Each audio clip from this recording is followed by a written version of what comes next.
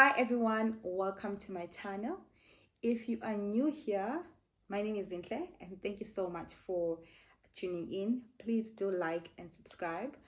It's definitely going to help me in the long run. And to my returning subscribers, thank you so much for coming back. Please also like the video. Okay, so in today's video, I'm talking about choosing the right firm to do your articles.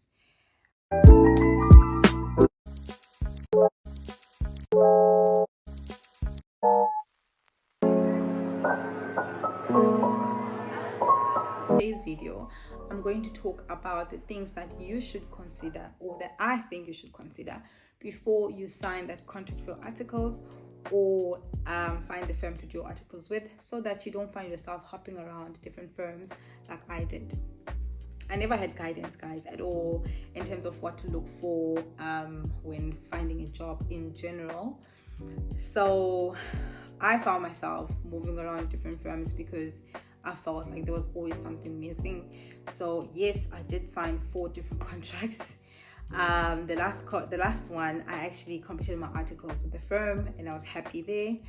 I did move provinces as well, so I didn't get the penalty.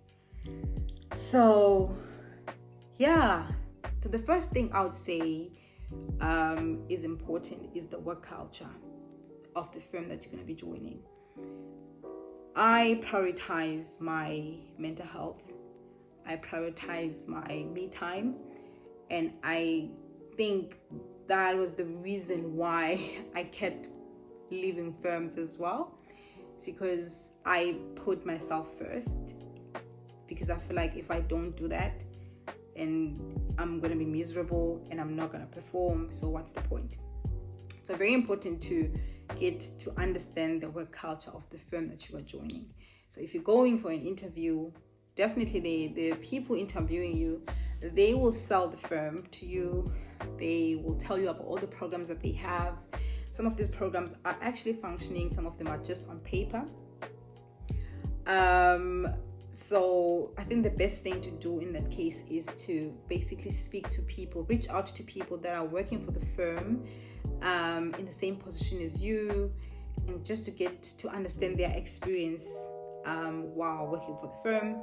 You can do that by using LinkedIn. I've done that before, where I reach out to people and everybody seems to always be nice and they want to answer my questions, but it doesn't mean that everybody is transparent. Honestly, some people, they just try to be strategic about their answers. But anyway, you are doing research here, and whatever information you get, I think it can put you in a position where you can form an opinion about the environment that you are about to join. So very important that you try and get an understanding of the work culture of the firm. 2, if you are studying, doing your CTA or your undergrad, and you want to do articles as well, very important that you find out what programs the firm has that are going to support you as a student, and also if maybe they have any bursaries in place that you can apply for, or in any ways that they can assist you in terms of paying your studies. The third thing, which I think is very important, is study leave. How do they determine study leave? I have been in the trap. I've worked for a firm where they said 10 days. So 4 days is already for the test, 5 days is for the exams. That's 9 days gone, and that means you have to take your annual leave to basically have more days for the exams. So if you take annual leave, that means you don't have enough leave for December when they close. That means you're gonna go negative, but anyway, very important that you get to understand how leave is determined.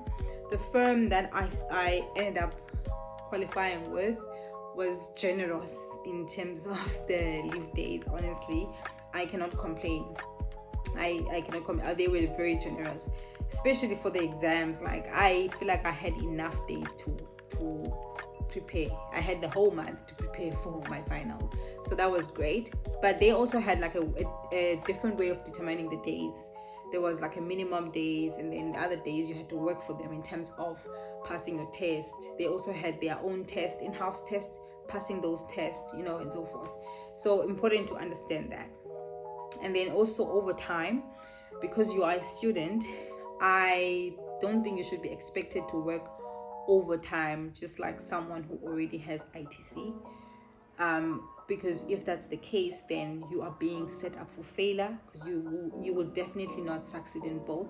If you're going to be prioritizing overtime over your studies, then it's isobalance. So it's very important to understand that yes, you are expected to work overtime, but like how much overtime am I expected to work?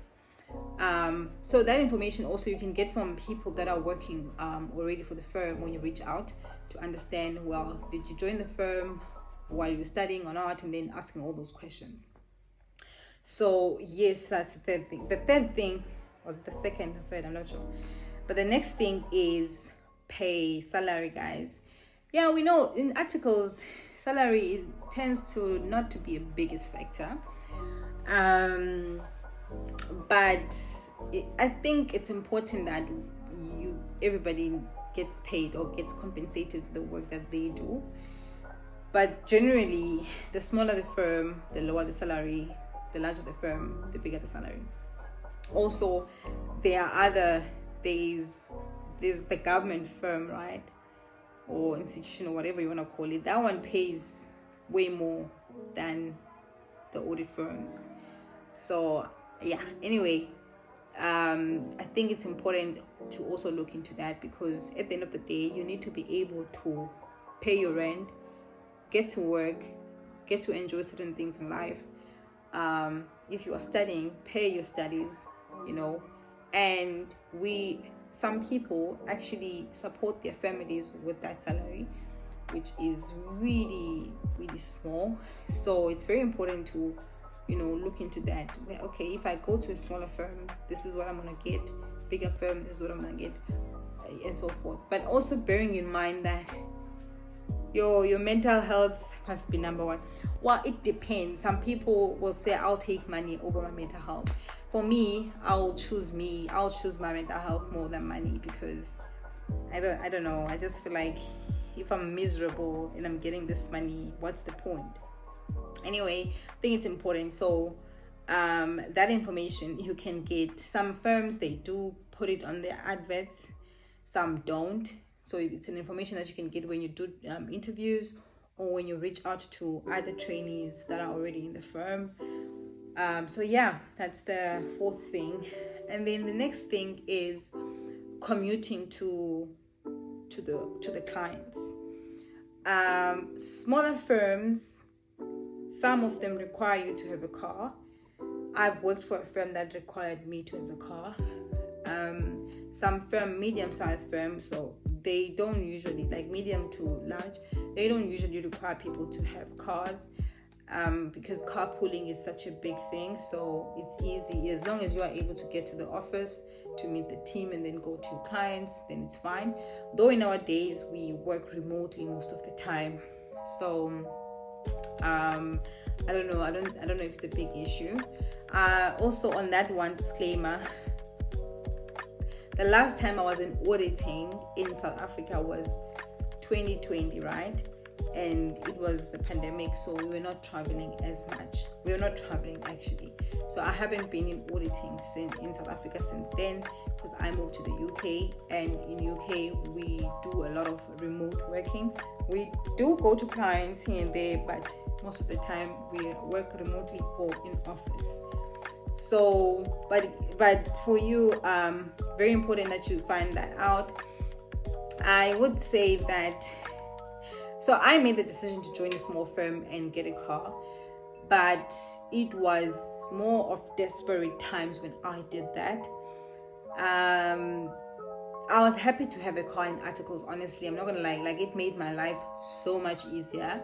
Even when I joined the medium-sized firm where I didn't have to have a car, it was still a lot easier for me to commute, and especially because I was a student as well. So I used to travel with my books everywhere, and I used to use the office to study, so I'd study until late in there. So when I'm leaving the office like midnight, I can just drive and get home. But there are firms where you definitely do not need to have a car. So when you're looking into firms that way, it's important to see like how the commuting situation works for each firm, as it might be different. And then the last thing that I would say which is probably not like a deciding factor, just something from me, is that, you know, articles is what you make them. English. Okay, articles ne zilendo ufuna zibe yiyo. Yes, zilendo ufuna zibe yiyo. Because you will always work with different people, different teams, right? Some of the people you will get along with, some you won't. Some teams you will feel like you are just here to tick and badge. Some teams you will feel really valued, really, you know, appreciated, and we want you to be part of this team. But at the end of the day, you can choose to fight for yourself. You can choose to just be that person that, you know what, I'm just going to take whatever you give me. After having such bad experiences from the firms that I trained with, okay, there's one firm where it just was so toxic. I don't know. I don't even know why I stayed there for that long.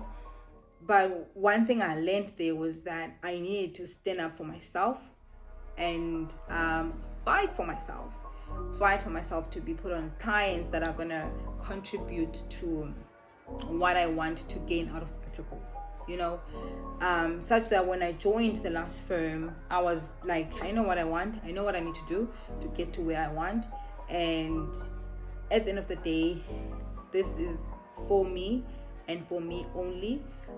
It's a job, yes. They're gonna definitely give me work to do and so forth, but I'm the one who is supposed to challenge myself and be like, no, I feel like now I'm ready to do this, to move on to this. Or no, I feel like I need to be put on clients like this because this is what I tend to enjoy. So they are really, really in like English and but the lender of nigga often as baby articles, they will exactly that. But it doesn't matter where you train. You could be small firm, medium, large. At the end of the day, we write the same exams, ITC, APC, which then shows, but no matter where you come from, no matter which firm you come from, you are still competent to do exactly the same things that the other people in other firms are doing. So stay blessed, and I hope your articles go well. Thank you.